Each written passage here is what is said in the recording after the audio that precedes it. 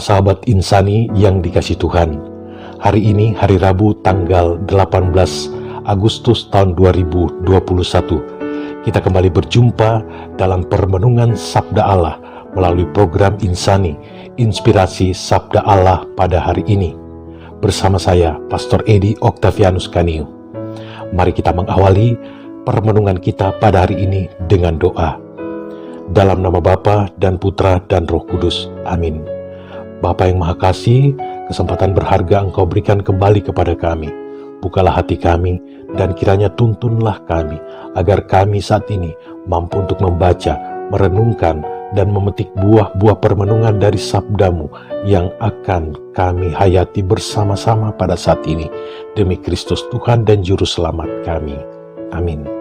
Dalam nama Bapa dan Putra dan Roh Kudus. Amin. Marilah kita membaca pendasaran permenungan kita pada hari ini, yakni dari Injil Matius pasal 20 ayat 1 sampai dengan 16.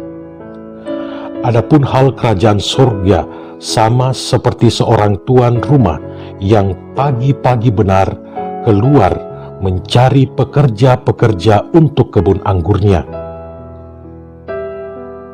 Setelah ia sepakat dengan pekerja-pekerja itu mengenai upah sedinar sehari, ia menyuruh mereka ke kebun anggurnya. Kira-kira pukul 9 pagi, ia keluar pula, dan dilihatnya ada lagi orang-orang lain yang menganggur di pasar. Katanya kepada mereka, "Pergi jugalah kamu ke kebun anggurku, dan apa yang pantas akan kuberikan kepadamu." Dan mereka pun pergi. Kira-kira pukul 12 dan pukul 3 petang, ia keluar pula dan melakukan sama seperti tadi. Kira-kira pukul 5 petang, ia keluar lagi dan mendapati orang-orang lain pula. Lalu katanya kepada mereka, "Mengapa kamu menganggur saja di sini sepanjang hari?" Kata mereka kepadanya, "Karena tidak ada orang yang mengupah kami." Katanya kepada mereka, "Pergi jugalah kamu ke kebun anggurku." Ketika hari malam, tuan itu berkata kepada mandurnya, "Panggillah pekerja-pekerja itu dan bayarkan upah mereka, mulai dengan mereka yang masuk terakhir hingga mereka yang masuk terdahulu." Maka datanglah mereka yang mulai bekerja kira-kira pukul 5, dan mereka menerima masing-masing 1 dinar. Kemudian datanglah mereka yang masuk terdahulu, sangkanya akan mendapat lebih banyak, tetapi mereka pun menerima masing-masing 1 dinar juga. Ketika mereka menerimanya, mereka bersungut-sungut kepada tuan itu, katanya, "Mereka yang masuk terakhir ini hanya bekerja 1 jam, dan engkau menyamakan mereka dengan kami, yang sehari suntuk bekerja berat dan menanggung panas terik matahari." Tetapi tuan itu menjawab seorang dari mereka, "Saudara, aku tidak berlaku adil. Aku tidak berlaku tidak adil terhadap engkau. Bukankah kita telah sepakat sedinar sehari? Ambillah bagianmu dan pergilah. Aku mau memberikan kepada orang yang masuk terakhir ini sama seperti kepadamu. Tidakkah aku bebas mempergunakan milikku menurut kehendak hatiku? Atau iri hatikah engkau karena aku murah hati?" Demikianlah orang yang terakhir akan menjadi yang terdahulu. Demikianlah Injil Tuhan. Para sahabat insan yang dikasih Tuhan, dalam kisah perumpamaan yang cukup panjang yang ditulis oleh penginjil Matius pada hari ini, yang disampaikan oleh Yesus kepada kita adalah mengungkapkan kisah pekerja-pekerja yang merasa iri hati terhadap kemurahan hati tuannya.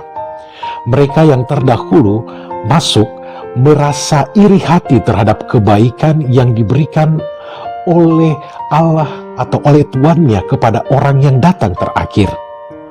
Allah adalah murah hati untuk semua yang akan masuk, baik mereka yang sudah bekerja keras sepanjang waktu untuknya dan mereka yang baru datang di saat-saat terakhir. Hadiah, upah, atau jatah itu tetap sama, tetapi motivasi untuk bekerja, untuk pelayanan seseorang dapat membuat perbedaan-perbedaan itu ada. Bila pekerjaan dilakukan hanya untuk hadiah, mereka hanya akan menempatkan upaya sebatas apa yang mereka pikir dan akan memperoleh upah atau jatah mereka. Berbeda dengan pekerjaan yang didasari pada rasa cinta dan sukacita dan kesempatan untuk melayani Tuhan. Para sahabat insan yang dikasihi Tuhan, kita sering terjebak dengan cara pandang atau pola pikir kita untuk memahami ajaran dan perintah Tuhan. Seperti di dalam pemerintahan atau di dalam perusahaan atau yang lebih lama bekerja, apalagi orang yang punya skill atau keterampilan dan kepastian yang mungkin dilihat di atas rata-rata pasti mendapatkan tempat dan juga gaji yang lebih besar.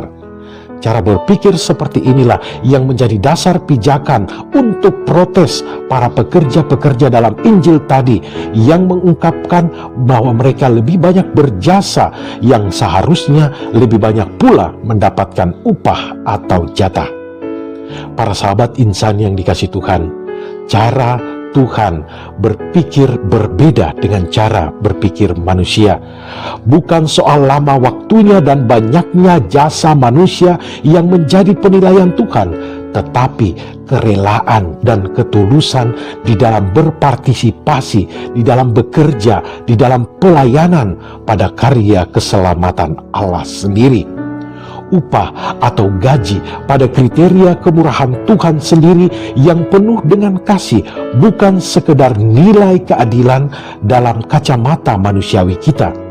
Oleh karena itulah, entah kita ini sudah menilai diri banyak berjasa, lebih lama waktu di dalam melayani, atau baru sedikit jasa atau masih sedikit waktu dalam melayani atau dalam kehidupan menggereja, jatah kita tetap sama, upah kita tetap sama, yaitu 1 dinar.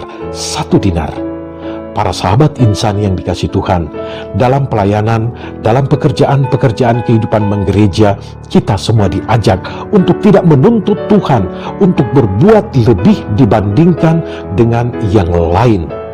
Yang penting bagi kita sebagai orang yang beriman yang telah membuka hati kita terhadap karya pelayanan Allah, kita terus-menerus menyerahkan diri kepada kemurahan hati Tuhan, terus berkarya, terus melayani Tuhan dan sesama dengan kerelaan hati dan ketulusan hati. Bekerja di ladang Tuhan adalah tugas dan panggilan kita semua umat yang beriman, dan dunia ini adalah ladang milik Tuhan. Tuhan memanggil kita untuk menjadi pekerja-pekerja di kebun atau di ladang anggurnya dengan panggilan kita masing-masing melalui usaha, karya, pelayanan, dan pekerjaan kita.